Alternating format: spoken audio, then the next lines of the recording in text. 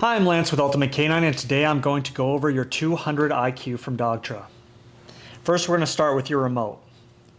Your remote has no on button. It just hangs out and it's waiting for you to use it. If I push a button, it works. If I don't, it's just waiting.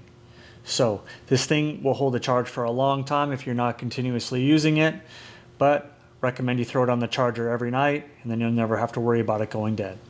All right. So you have 5 buttons. On the front, you have what's called a pager button, which is simply just makes the receiver vibrate. Your receiver is here. If I push this button, it's just going to vibrate, and it vibrates a whole bunch. So the only time I really recommend you use this is before you put this on your dog. Make sure that it is vibrating to ensure that your remote is communicating with your receiver correctly. If it's on your dog and you do not think you have good connection or good communication, just make sure that this guy's on, go up and grab it, hit the pager button, it should vibrate in your hand, so then you know you probably have a fitment issue. Your collar strap that's on your receiver is probably just not tight enough, or you need long hair contact points to help you solve that problem. Back to your remote.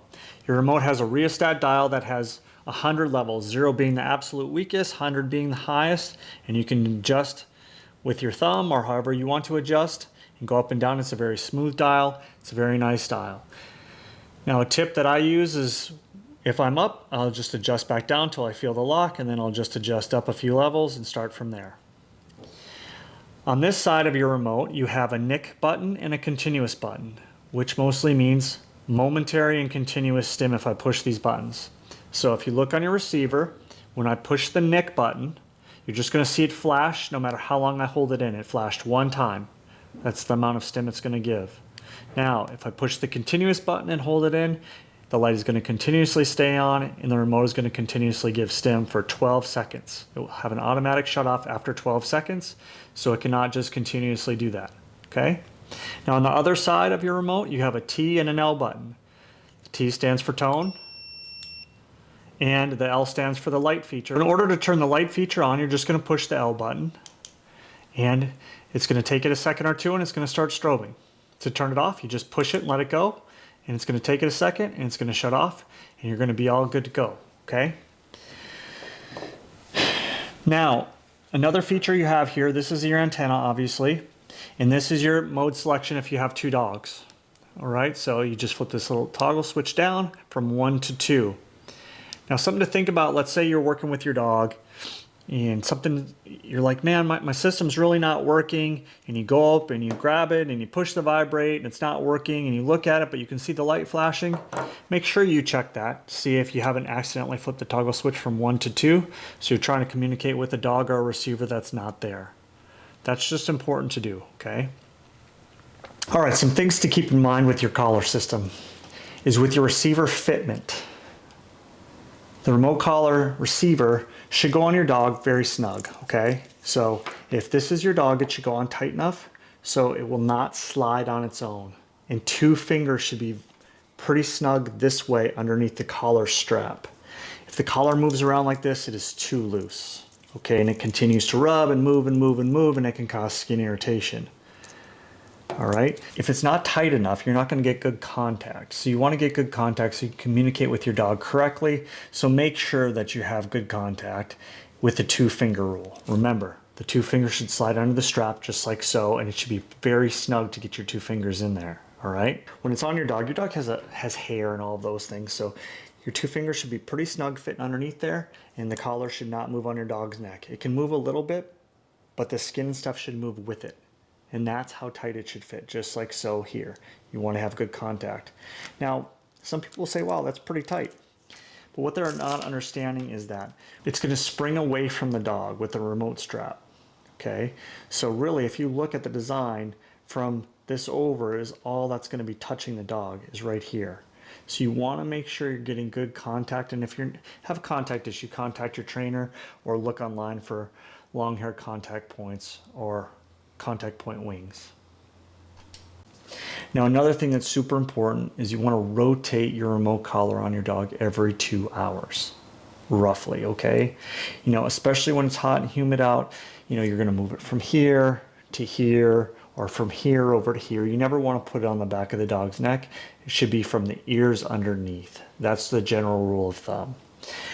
Now, if you move it and you're not getting a good connection anymore, what you want to do is you want to make sure it hasn't loosened up by working its way in the dog's fur, and you want to make sure you check on your remote here that it's on setting 1.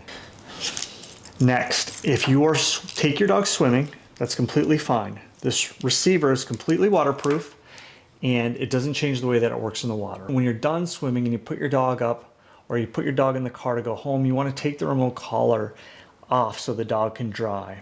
So skin irritation can occur when it's really humid out as well, because this is plastic rubber composite, so it can trap heat. And when you add the moisture component, heat, moisture, and pressure can cause skin irritation. And since the contact points are creating the most pressure, at that point in time, that's where we're going to see the skin irritation happen. Never leave your dog unattended with a remote collar on. You should never leave your dog unattended with any collar on. They can get hung up trying to break out of a crate or a kennel, especially the wire ones. That can be really bad. So you want to make sure, take that off. Gives your dog's neck a break. And it gives you a peace of mind that there's no way your dog can get hung up on anything. So if you have any questions, you can always reach out to us, or you can leave them in the comments and I'll be glad to try to answer those questions. Now, to charge your remote, you have this little gasket on the bottom here, and you have a receiver or a charging block, the USB, and then you have 2 UPC connectors on the bottom. You're just going to put this guy in here, super simple. And then what's going to happen is your light here is going to turn on red, and when it's fully charged, which takes about 2 hours, it's going to turn green to let you know that it's finished charging. And you just unplug that guy, put your gasket back in, and you're good to go. So now we're going to move on to your receiver. Unlike your remote, your receiver does have an on-off button, and that's between the contact points. So I'm going to push this button in here and hold it in. It's going to flash red, and then it's going to go off and discontinue blinking. Now when I turn it on, I'm going to push and hold it in for a second or two. And it's going to flash green and then intermittently flash green. Now when this guy starts to die, it's going to flash amber. And then it's going to flash red, and then it's going to be dead. Now in order to take the best care of your battery possible, I recommend you guys charge this every night. When you put your dog to bed, throw this guy on the charger, and then you never have to worry about it. If it goes down to red too many times, it can deplete the cycling of the battery, and that can cause battery life to diminish over time. Okay? Now to charge it, underneath your on-off button, you have another gasket, and you're going to do the same thing as you did with your remote.